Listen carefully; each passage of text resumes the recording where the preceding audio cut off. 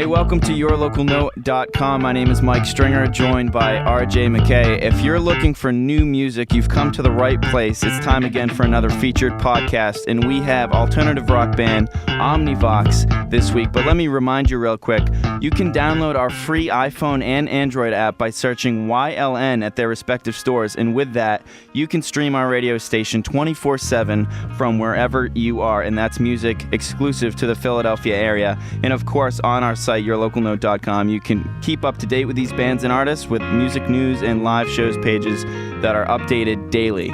So let's get to the first track on this week's featured podcast with Omnivox. The song is called The Station, and you're listening to yourlocalnote.com. There's an old man who is thumbing through his wallet, wondering if he's got enough to book.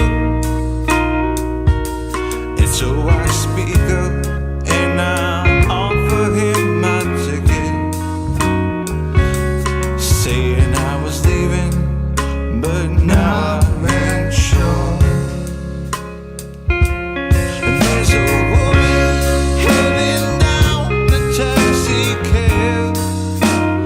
Rain is falling all over her dress. And so I follow and I offer her my coat, saying maybe it's get you out of the cold. 'Cause it's a long ways to the station, and it's a longer way back home. And I ain't sure if this is living. I don't know. I don't know. Yeah, no.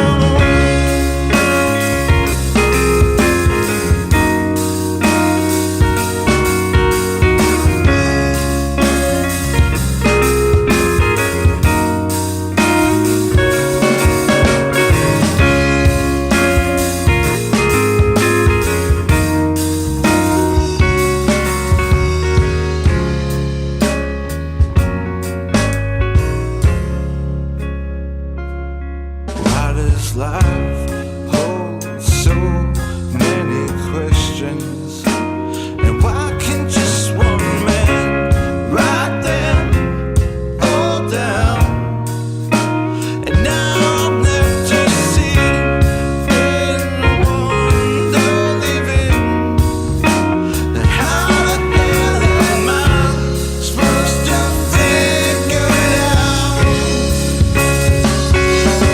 It's a long ways to the station, and it's a longer way back home. And I ain't sure if this is living. I don't know.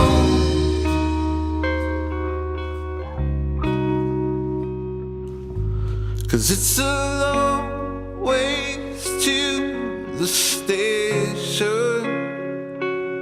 and it's a longer way back home. And I ain't sure if this is living. I don't know. I don't know.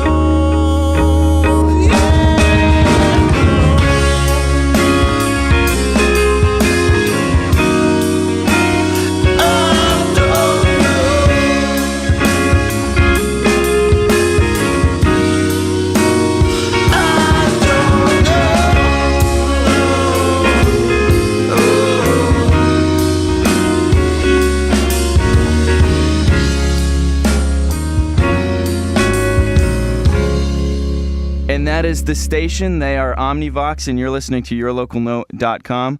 Guys, welcome into the studio. Thank you. Thanks for having us.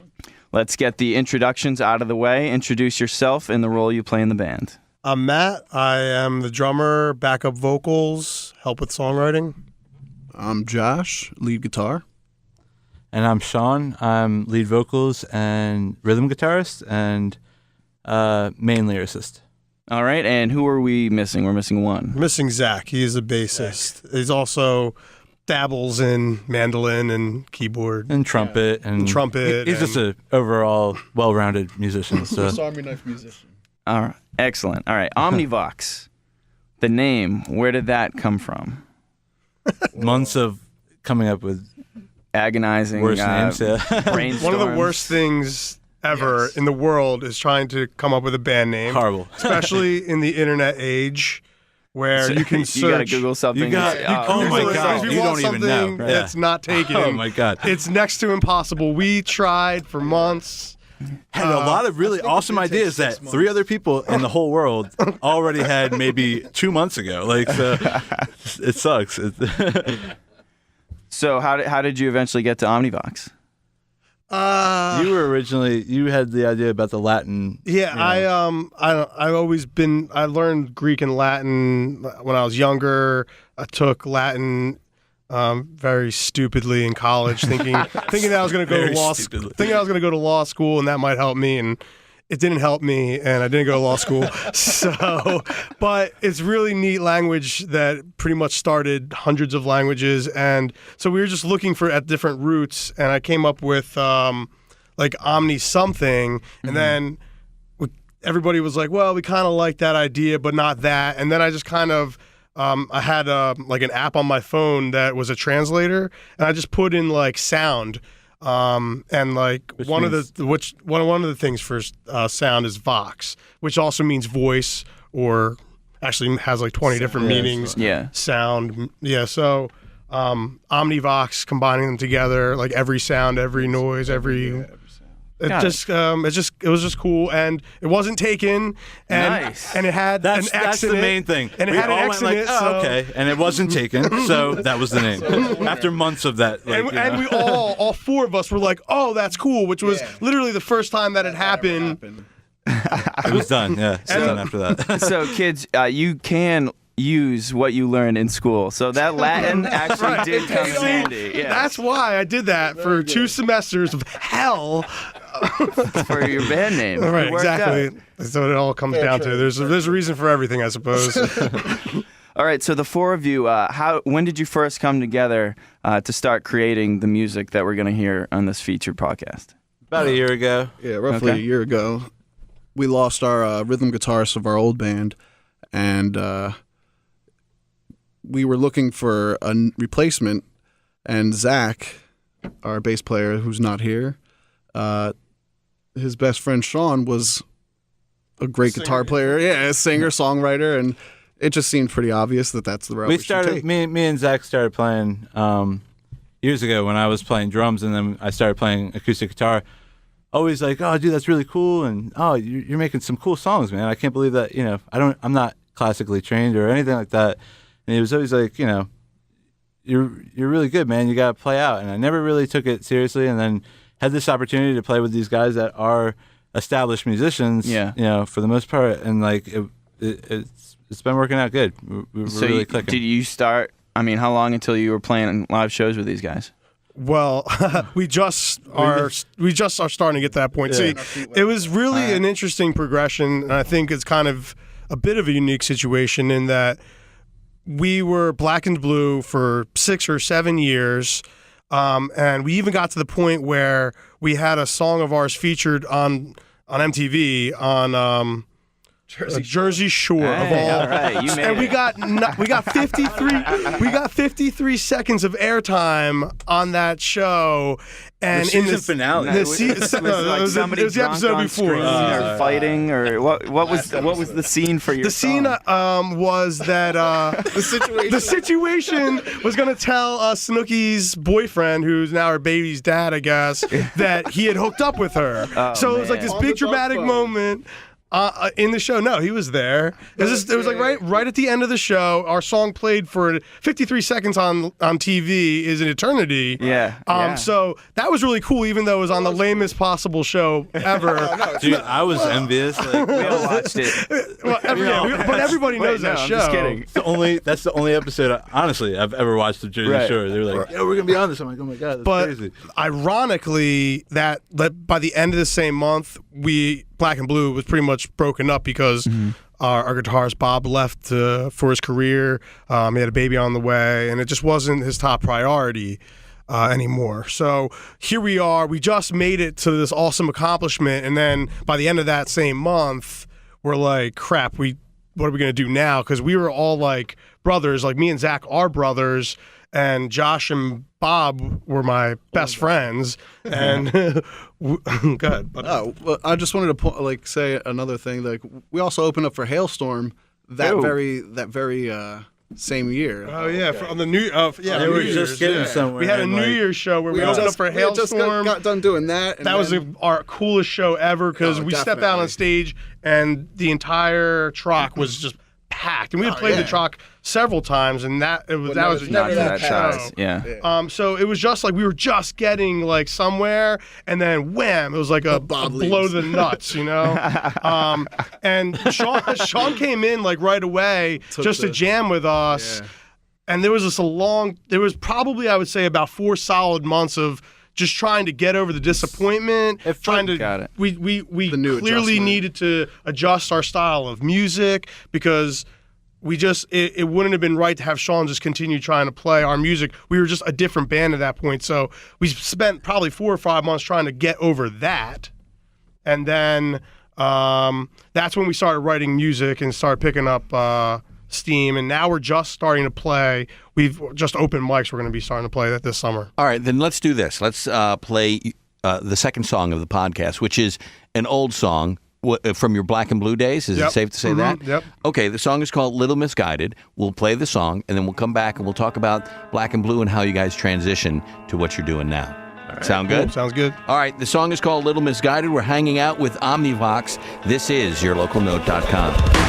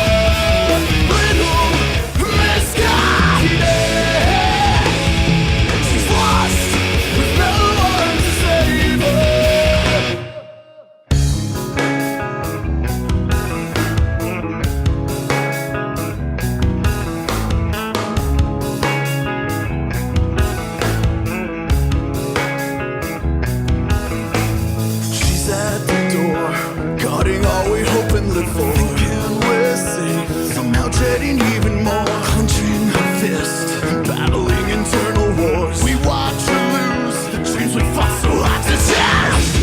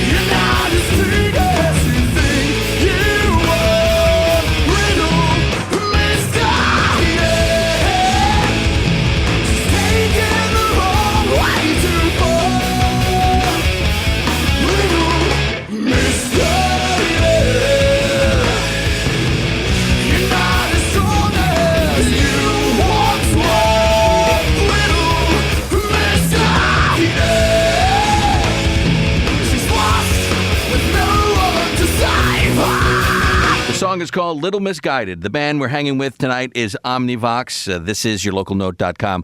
All right, so now this is from when you guys were Black and Blue, and you were just before the break, we were talking about how you guys got together and became Omnivox. My question is, why did you then, and you're just talking about the progress you were making as a Black and Blue, things are starting to happen. Why couldn't you just get another guitarist and say, okay, let's continue going on? Because it's not like the whole band blew up. It was just one guy leaving. So why the sort of change of direction musically? That's a good question. I mean, it wasn't like we didn't really know what to do necessarily, because we weren't just four musicians that were just hanging out necessarily. Right. And so if someone left, it wasn't a big deal. We'll just have someone else and teaching the parts. Like, we were like best friends, like super close. Like, we were like a band of brothers. And the way that we wrote music was very, very much dependent on each other. Like, nobody just wrote the song and then everybody learned it and played it. It was, here's a cool part that I came up with. And then, Bob would jump in with this. Wait, what if I do this on top of it? And then Zach would be like, or we could try doing this lick. And so the songs were written collaboratively, almost every single one of them. In fact, even the lyrics, Josh and I would write together. So when you took him out of it, it just seemed like impossible to just bring anybody in to just play his parts, because we didn't even know his parts in some respects thoroughly, because each one of us just contributed to the point where we all knew what our jobs were, and it just seemed impossible to just replace him. And when Sean started jamming with us, Sean has just a completely different take, and his music is just a different was just completely Flipped it on different. its ear, definitely. What was there a little feeling out apart as far as totally. to make sure that you feel comfortable with an established band? Basically, it was daunting, definitely, especially being a very novice performer. Okay. And yeah, it was interesting. but it helped that you knew these guys. Oh, it was great because I had seen them play numerous times. I've known all these guys for a long time now. So that helped, but still, musically, They never really heard me before, and yeah, it was a transitioning period. It's Okay. probably a couple of months, but we've become very fluid and in jamming and building off each other, and it's been a process. But I think we've been a band for a year now. all right, So. Matt and Josh. Now on the other side, Sean's coming in. Had you approached anybody else or thought about anybody else who was replacing your guitarist, or is Sean the only person you guys talked to? Well, Zach pretty much jumped right away, with the thought of Sean being able to fill in that spot. Okay. I always, my brother, he was a second opinion, but because he also plays guitar really good too. Okay. But he was more busy with college, and Got it. He didn't have the time to really. So He wasn't available, yeah. There was a couple I guess other ideas floating around, but Sean was the more comfortable fit, I think. Yeah, I mean, our first goal wasn't to just start a new band right away. Right. We were going to keep on going, even though we just got kicked in the nuts and it seemed difficult to even think about just moving on. We knew that this happens to other bands and they can move on, and we were going to go that route. But then when we started jamming with Sean, it just seemed like a natural fit after a couple weeks of maybe battling back and It was forth pretty internally. natural, though, yeah. That we were like, look, Blackened Blue is just done, and we're going to move on to what's new, and we're going to mature as musicians and go a different route because we still write good music. And this is, Sean brought a lot of his music, the songs that he had wrote, and it was really good music, and it was fun to jam to. How difficult was the transition then from what you were doing Black and Blue to what you're doing now? It's so different. It's different for each individual, I think. All right, Josh, how difficult has it been for you? It's probably most difficult for you. I think I took the cut pretty. I took the deeper end of the cut. Okay, how so? his role. Okay. He was the lead singer. That's the most obvious reason. But, Okay. But there was, I think, even other ones Well, it's the way you play guitar. I mean, we all like different types of music, Right. and we all kind of mesh them together in our own form. But Josh is more of a metalhead. He's a shredder on guitar. He's amazing. And he's really, really good, and is an unbelievable guitarist. But now we're playing this more singer-songwriter alternative instead of metal alternative. And it was just a complete 180. Now he's not singing and playing these metal licks. Now there's got to be it's a different type of music completely. So, well, there's some truth to that, but there's also No, there's some truth to that. Matt, thanks for the BS. I see what he's saying, but it was more tough for me because you're losing Bob now. Right. He was our friend. He was there all the time. Now I haven't seen him. It's been a really, really long time, almost a year. Okay. So that was So yeah, pretty that painful to changed, see. yeah.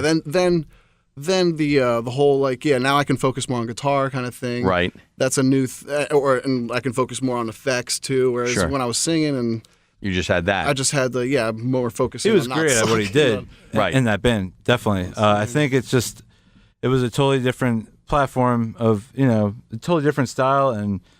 But I think it's become unique because Sure. we are very true to what we want to do with that song. And coming from different backgrounds, I think it's not just my song. I'm showing you guys my song. Right. And you're making it the way it has become something unique that I couldn't have expected when I first started playing with them. Very so cool. Yeah. I like how it's gone down. it's been pretty fun. Influences then. Let's talk a little bit. Matt, we'll go with you first. Influences. I get the question a lot being a drummer, oh, well, who's your favorite drummer? Or, who do you try to play drums like? And I don't really have an answer. My favorite drummer is Carter Buford from Dave Matthews Band. To me, he's the only thing that really makes that band truly worth listening to every single time, because he's just a genius, in my opinion. But I don't play like him. I can't play like him and never will be able to play like him, because he is ridiculous. Nobody will be able to play like him. But so I don't really necessarily think that I have any influence except for just how I grew up in the 90s, like the grunge kind of era. But I also come through that like with I love Radiohead, Incubus, Chili Peppers. But I also love classic rock, so I'm really big on music being like real music, like it was back when rock and roll was really becoming rock and roll. There wasn't auto-tune and all these effects. Yeah, the inherent sound of the instrument. People playing instruments. Now, Radiohead does that. If you watch them play live, they're just crazy what they do with their electronics and everything. So to me, that's cool, but it's still real music. They're executing that every single time they go on stage. But it's a really wide range, and I just really want just real, like, organic music, and that's kind of why I like what we do, because it's just really just simple, straightforward. Just we're playing a couple guitars and drums, and this is what we wrote. Okay, and that's it. Josh, influences? It's really hard. Like I was thinking, while Matt was talking, like, who are my influences? Yeah, it's really hard to really, really like single people out. Who were you, when you were a kid growing up? Who were you listening to? A lot of Metallica, yeah. Mm-hmm. Well, Steve Vai's, like, he was always like pushing the envelope with. Jeez, I saw the other night the Steve Vai was on with Billy Idol, and it was wild to watch them.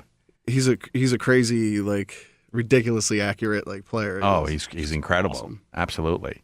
And then Billy Idol he looks weird now. But he does. Yeah, he does. He died 20 years ago. Oh my God! Right? When he was in his prime, he looked weird. Like, but the lip still moves, and and he played his hits, and the crowd was going wild, and that's all that matters. And it was a lot of fun to watch. Yeah. But yeah, okay, cool. Anyone else? I guess like the thing that I was thinking, like, the people who are always pushing the envelope to make music a little, okay, like, those people are my influences. Like I like when they're just like innovators, innovators that make it sound different, are just always trying to do that and making it sound good. Very good. Yeah, that's my influence. Sean? All right, just switch it up a whole bunch. Grew up on the Beatles for a long time. First album that I listened to over and over and over again was Warren Zevon, Excitable Boy. Oh, love that album. Great album. Oh my God. I don't know. That really kicked me into, just Zevon. He's amazing. I'll Sleep When I'm Dead. Oh my God. Yeah. Rolling the headlight tops and gunner. Yeah. Oh yeah. Oh, that good stuff. That whole Josh and Matt are going, oh no. Zevon, come on, don't even hate. And I'm really, not hating, I'm placating. His biggest talent was he drank a fifth of vodka every day. That's true. That's true. And that's why he's not around anymore. There's some people I know that would be dead if they did that. So. I don't know. Who's some other ones? I'm really into Elliott Smith, if you know Elliott Smith. It's just a totally different. That's what I think is really cool and interesting about it is all different influences coming together. If I had my way and I was just playing acoustic, by myself or whatever, it wouldn't sound as full and as like interesting, or has its own take on. I don't know. I just like the meld of all our influences, and Okay, all right. Let's go to song number 3, "Bittersweet." What we'll do, we'll play this now, and then when we come back, we'll talk about the song, and then we'll get into songwriting processes. Want to touch on that. Awesome. So the song is called "Bittersweet." The band is Omnivox, and you're listening to YourLocalNote.com. Where did this begin? What did it ever end? Well, this was so weird, like grains of sand, and this carousel of pictures from our past. I see a smiling face, knowing this can't last.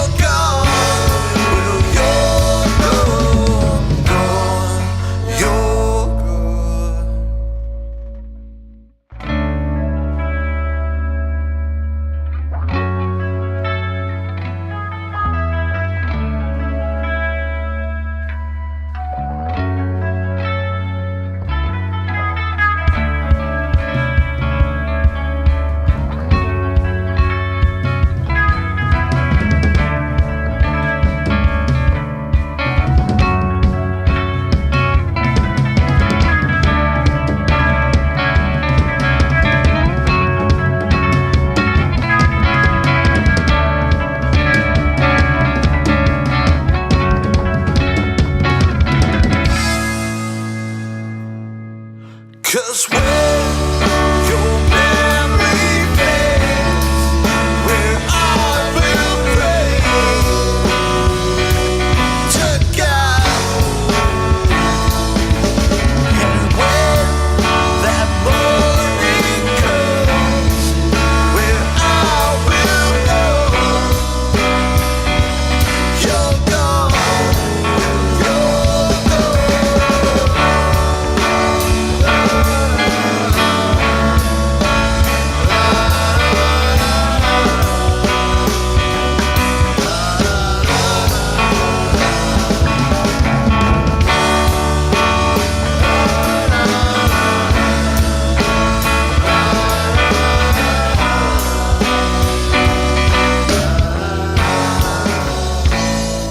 That is Bittersweet. They are Omnivox, and you're listening to yourlocalnote.com.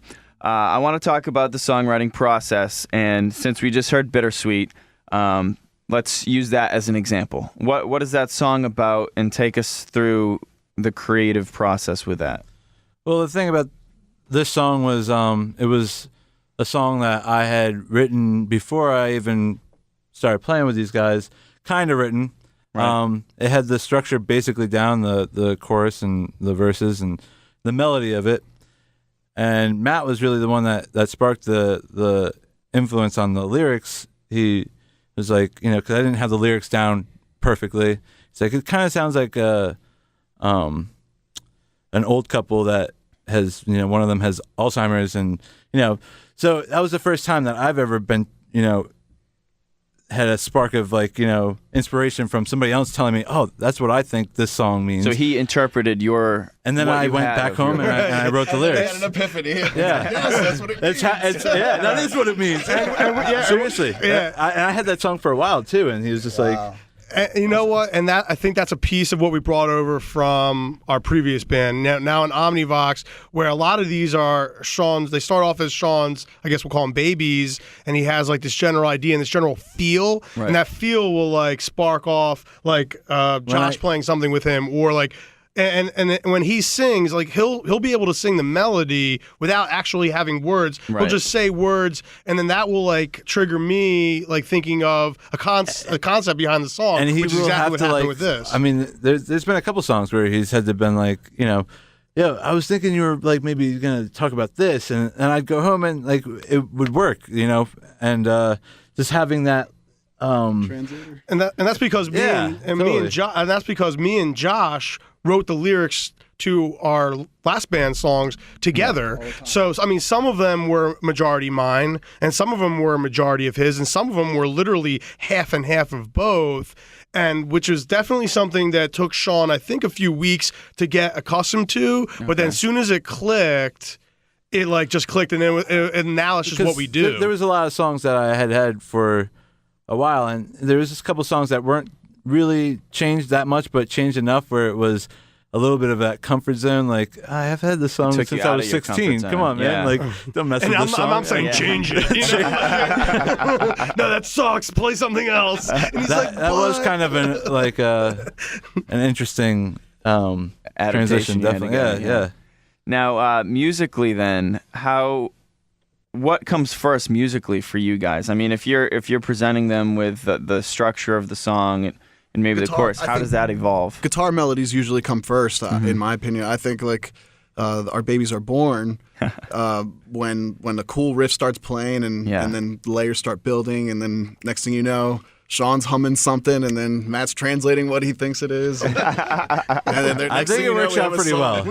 So he hums, and you say the words that you And I'm like, actually no, thought we he- No, that's not what that is. No, he basically It's like gives me reading an minds. idea, and I write the frickin' lyrics. All right.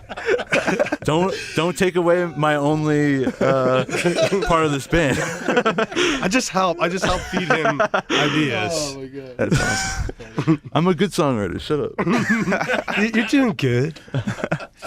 I do all right. So Come do you guys like jam out a song to get the body of it, starting from a riff and just play until it feels right? Just loop it and Yeah. There's a lot of times where I'll come with them with something total skeleton of whatever, and that's usually how the foundation of it.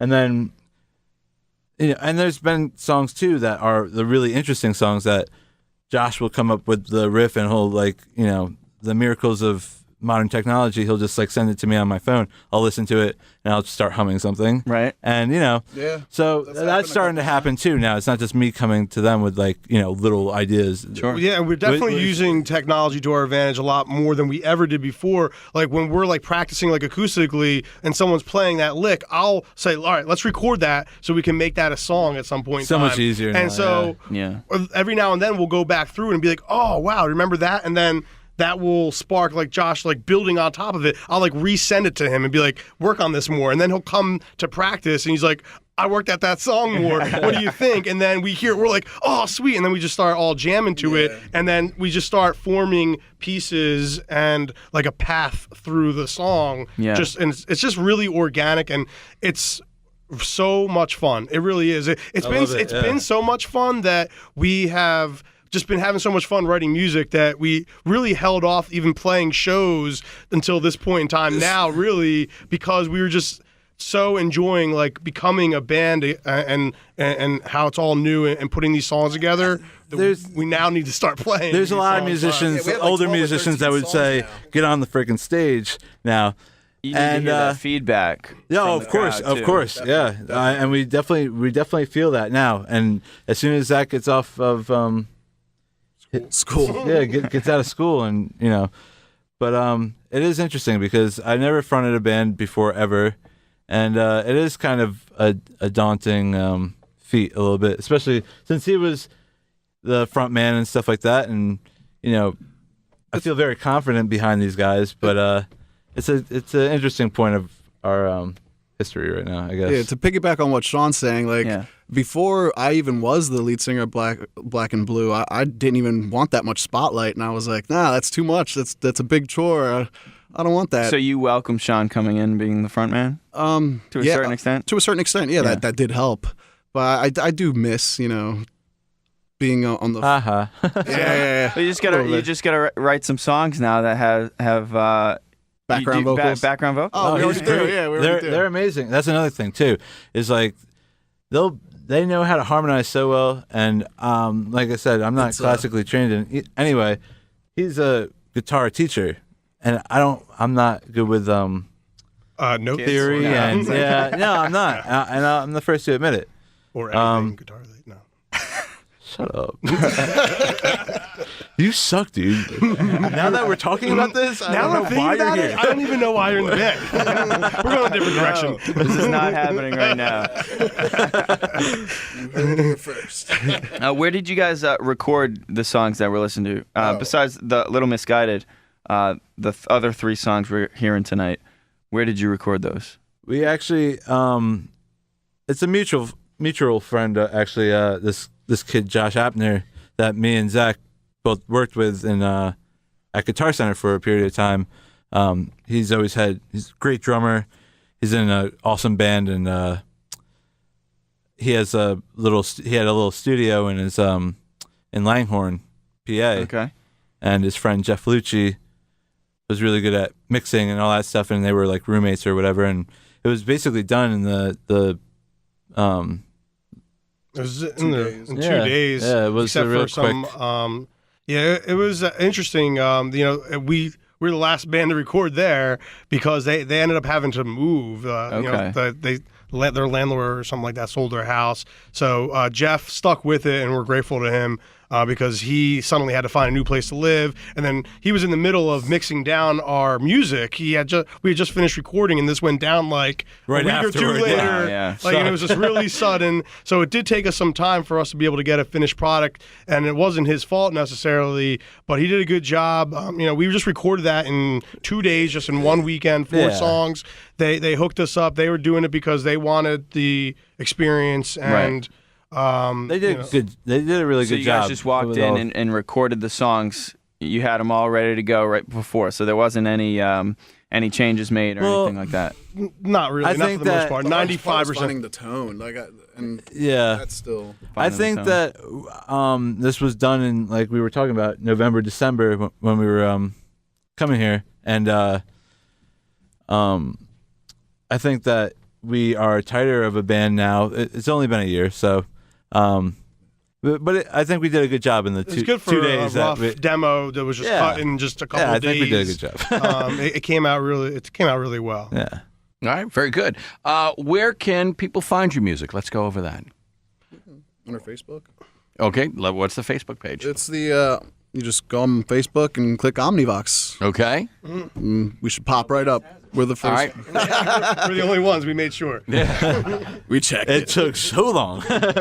Okay. Bandcamp. You guys on Bandcamp? We are. Yes, we are. Okay. Other sites that we can think of? Reverb Nation. Have you guys gone to Reverb Nation? We have a profile, but We have a profile. We have to start working on it. We're going to use all those. We had them all with Blackened Blue, so we're very familiar. Okay, so it's just a matter of getting. The first challenge was we didn't want to start getting out into those sites without having this music done, and it took it took us probably an extra 3 months because of him having to move to actually be able to get our music. So we're just now starting to get our profile out on the social media sites. So just type in Omnivox and we'll get type in it anywhere. Google.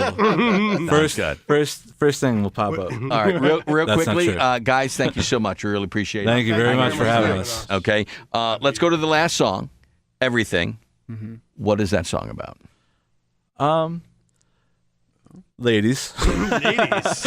and everything that has to do with Actually, that. honestly, Special lady. I've been in dark periods in my life, and I guess the song is mainly about just knowing that if you want it and you realize it, that there's people that will make you realize that you already have anything that you need. You don't need anything else. You don't need drugs. You don't need alcohol. You don't need anything. If you recognize what you already have, and I think those epiphanies that in life, I guess that's what it really speaks to. Okay, very cool. Very cool. All right, guys. Again, thank you so much. It was great having you, hanging with you. Thank you very much. And okay, and of course, we'll have a new podcast next week, and we have one every single week on yourlocalnote.com. You can always get in touch with us at contact@yourlocalnote.com, and don't forget to download the apps that we have. They're absolutely free. Just go to the respective stores and type in YLN. And then we have a newsletter that you can also get through us. What is that, Mike? Contact@yourlocalnote.com. Yeah, and it's a weekly newsletter that Mike puts together. It looks pretty good, so check that out. Okay, we're wrapping it up with Omnivox. Their song is called Everything on yourlocalnote.com. Cisco, she says it's ready. I know the word we have is plenty. I know, yes I know.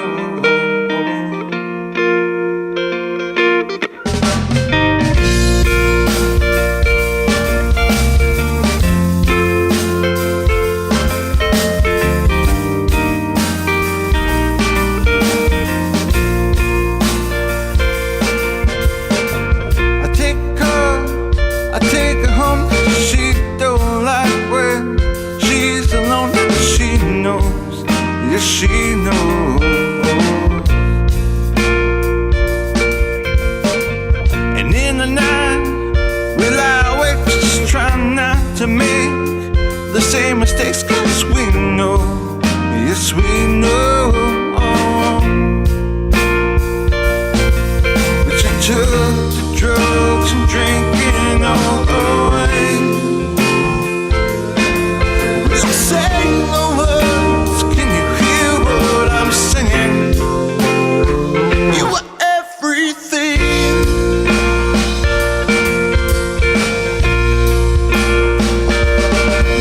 And in these moments we are so complete. And you're everything.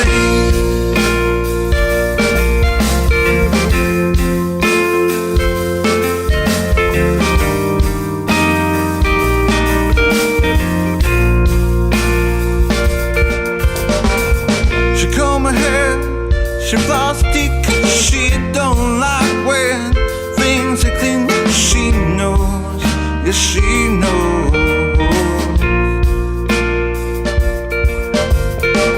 I get so scared, I get so lonely. I know that what we have is only. I know that she knows.